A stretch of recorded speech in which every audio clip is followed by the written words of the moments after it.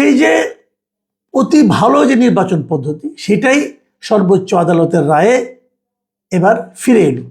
কিন্তু ইন্টারেস্টিং বিষয় হলো এটা কিন্তু আমার আগামী নির্বাচনটা মানে আগামী বছরের 2026-এর ফেব্রুয়ারিতে যে নির্বাচনটা হবে সেটা কিন্তু তত্ত্বাবধায়ক সরকারের অধীনে হবে না। আমার প্রশ্ন, কেন হবে না? এই প্রশ্নটা আমি করতেই চাই। বলা হচ্ছে তারপরে মানে চতুর্দশ যে সংসদ নির্বাচন হবে সেখান থেকে এটা চালু হবে, আগামী এই নির্বাচনে হবে না।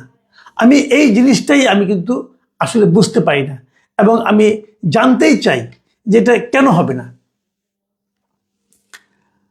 আদালত অবশ্য বলেছে যে কিছু সাংবিধানিক ধারা উপধারা তারা নির্ধারণ করে বলেছে এই কারণে এটা এবার নয় তারপরের থেকে হবে। বাট আমার প্রশ্নটা হলো সংবিধানে যে ধারাগুলো উল্লেখ করে সেগুলো আমি আলোচনা করতে চাই না। আমি চাই না এই কারণে এগুলি জটিল বিষয়, হয়তো দেখে দেখে আমি পড়তে পারি, আপনারাও বুঝতে পারবেন, কোনো সমস্যা নাই। কিন্তু আমার কথা হলো কি, এই যে বর্তমান সরকারটা আছে তারা কি সংবিধানের সব ধারা মেনে চলে? চলে কি? চলে না।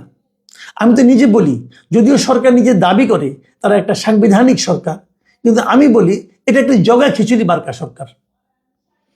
এই সরকার পুরো সংবিধান মেনে চলে না। সিম্পল অনেক উদাহরণ আছে, আমি একটা ছোট্ট উদাহরণ দিই। এই সংবিধান, আমাদের আগের যে সংবিধান আছে সেই সংবিধানে এখনো বঙ্গবন্ধু শেখ মুজিবকে জাতির পিতা হিসেবে বলা আছে। এই সরকার সেটা মানে না।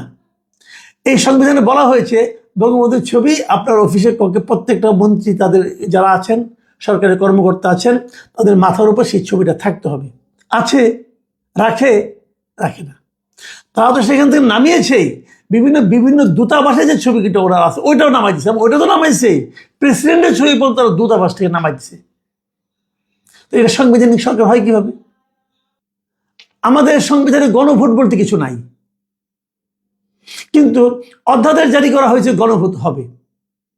যে অধ্যাদেশ কি ক্যাবিনেট মানে গণভোটের জন্য এরকম অধ্যাদেশ ক্যাবিনেট বলতে পারে? রাষ্ট্রপতি স্বাক্ষর করতে পারে? পায় না তো। এই সংবিধান বিরোধী কাজ। কিন্তু আপনারা বলছেন যে সময়ের প্রয়োজনে এটা করতে হয়েছে, চাহিদার জন্য, জনগণের চাহিদা, জনচাহিদার জন্য এই সময় জনগণের এটা চাহিদা, ওই যেটা করতে হয়েছে। ওকে, আমি মেনে নিচ্ছি, আমার কোনো আপত্তি নাই, কিন্তু মেনে নিচ্ছি।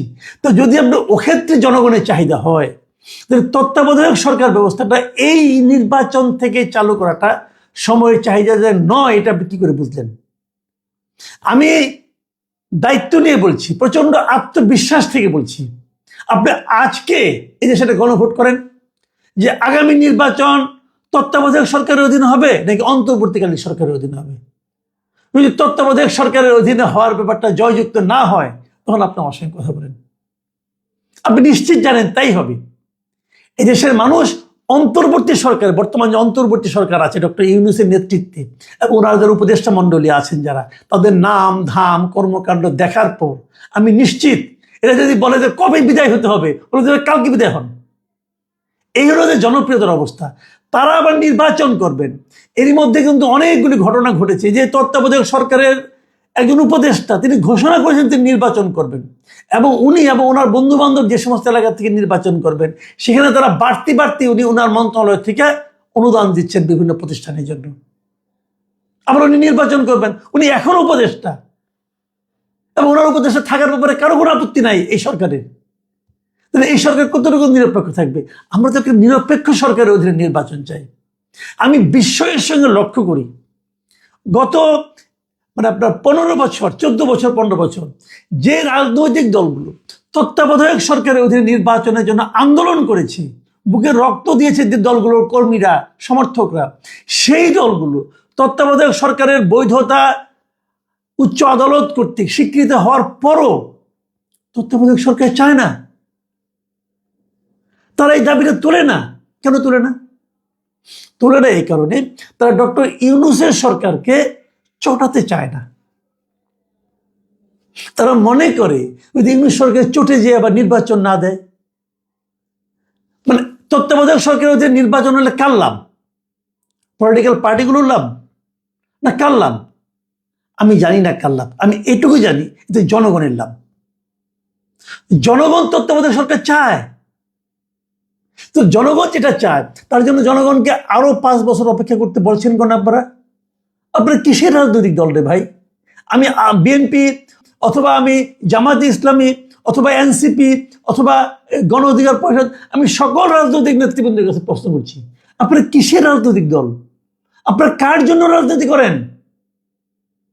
ভাব দেখে মনে হচ্ছে আপনারা এই অন্তর্বর্তীকালীন সরকারকে খুশি করার জন্য রাজনীতি করেন। ভাব দেখে মনে হচ্ছে আপনারা ডক্টর ইউনূসকে খুশি করার জন্য রাজনীতি করেন। আপনাদের রাজনীতি জনগণ কোথায়? আপনি জিজ্ঞাসা করেন, আপনি যে কোনো একজন এলাকায় জিজ্ঞাসা করেন, ভাই আপনারা কি অন্তর্বর্তীকালীন সরকারের অধীনে নির্বাচন চান নাকি তত্ত্বাবধায়ক সরকারের অধীনে নির্বাচন চান? দেখেন আপনি কি জবাব পান। তাহলে তত্ত্বাবধায়ক সরকারের ব্যাপারে আপনারা দাবি তুলছেন না কেন? যদি দাবি না তুলেন, এরা তো আরাম পেয়ে গেছে, এরা আরো 3 মাস 4 মাস থাকবে মহানন্দে, কেন তুলছেন না? প্রিয় দর্শক, আপনাদেরকে ভাবতে হবে। আমি আপনাদেরকে রিকোয়েস্ট করছি, আপনারা ভাবুন যে যদি তত্ত্বাবধায়ক সরকারটাই সবচেয়ে ভালো পদ্ধতি হয়ে থাকে একটা নির্বাচন অনুষ্ঠানের জন্য, তাহলে আপনারা কি চান না আসন্ন নির্বাচনের সবচেয়ে ভালো পদ্ধতিতে হোক? চান না আপনারা?